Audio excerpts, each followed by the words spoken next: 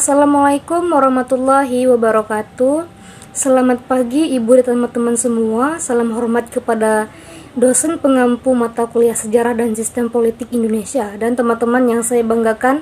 Di sini saya Mauratul Sukma dari kelompok 4 ingin mempresentasikan tugas ujian akhir semester saya yang berjudul Desentralisasi dan Otonomi Daerah. Baik, di sini saya akan menjelaskan pengertian desentralisasi.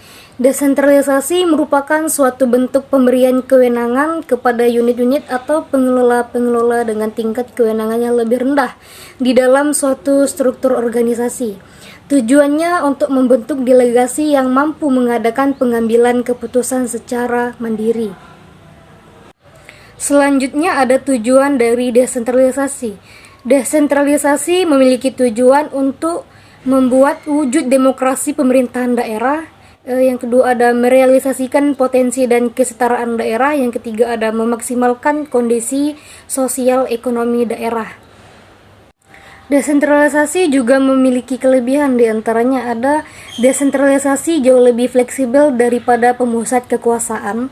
Yang kedua, desentralisasi meningkatkan efektivitas birokrasi.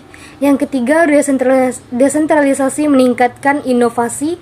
Yang keempat juga ada desentralisasi menghasilkan etos kerja yang lebih tinggi, memperkuat komitmen dan meningkatkan produktivitas. Adapun kelemahan dari desentralisasi adalah yang pertama ada membuat struktur pemerintahan menjadi semakin kompleks sehingga memperumit koordinasi. Yang kedua ada keseimbangan antara beragam kepentingan lebih mudah terganggu. Yang ketiga ada berpeluang memunculkan sifat kedaerahan atau kecintaan berlebihan terhadap daerah sendiri. Yang keempat ada koordinasi yang menjadi semakin sulit, membuat perundingan menjadi bertele-tele sehingga pengambilan keputusan semakin lama. Yang kelima ada desentralisasi membutuhkan biaya lebih banyak dan sulit untuk mendapatkan keseragaman. Baik, selanjutnya saya akan menjelaskan tentang pengertian otonomi daerah. Baik, secara definitif otonomi daerah adalah kewenangan daerah untuk dapat mengatur dan mengurus berbagai kepentingan masyarakat secara mandiri serta berdasar pada aspirasi masyarakat. Otonomi daerah adalah kewajiban yang diberikan kepada daerah otonom untuk mengatur dan mengurus sendiri urusan pemerintahan dan kepentingan masyarakat setempat menurut aspirasi masyarakat. Di sisi lain, menurut Undang-Undang Nomor 23 Tahun 2014 tentang Pemerintahan Daerah, otonomi daerah adalah hak atau wewenang dan kewajiban daerah untuk mengatur dan mengurus pemerintahan dalam taraf kepentingan masyarakat. Adapun tujuan dari otonomi daerah, yang pertama ada political equality, yang dimana di sini dimaksud dengan mengelaborasikan otonomi daerah sebagai suatu bentuk kebijakan akan turut serta dalam meningkatkan partisipasi politik di tingkatan daerah. Yang kedua ada local accountability, yang di sini dijelaskan untuk menjalankan otonomi daerah berarti ikut mengakselerasikan dan mengeskalasi tanggung jawab pemerintah daerah dalam mencapai sistem aspiratif oleh masyarakat daerah. Yang ketiga ada local response, yang dimana otonomi daerah akan ikut mengeskalasi respon pemerintah terhadap berbagai persoalan sosial maupun ekonomi di tingkat daerah.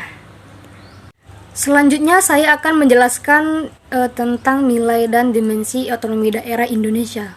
Yang pertama ada nilai otonomi daerah. Yang pertama ada nilai unitaris, yang dimana diwujudkan dalam pandangan bahwa Indonesia tidak mempunyai kesatuan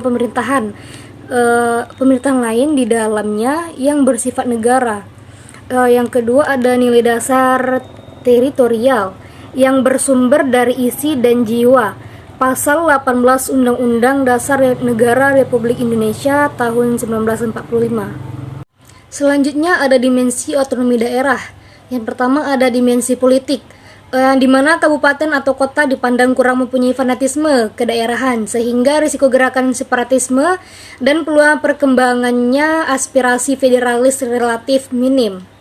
Yang kedua ada administratif, yang dimana penyelenggaraan pemerintahan dan pelayanan kepada masyarakat relatif dapat lebih efektif. Kabupaten atau kota adalah daerah ujung tombak pelaksanaan pembangunan sehingga kabupaten kotalah yang lebih tahu kebutuhan dan potensi rakyat di daerahnya.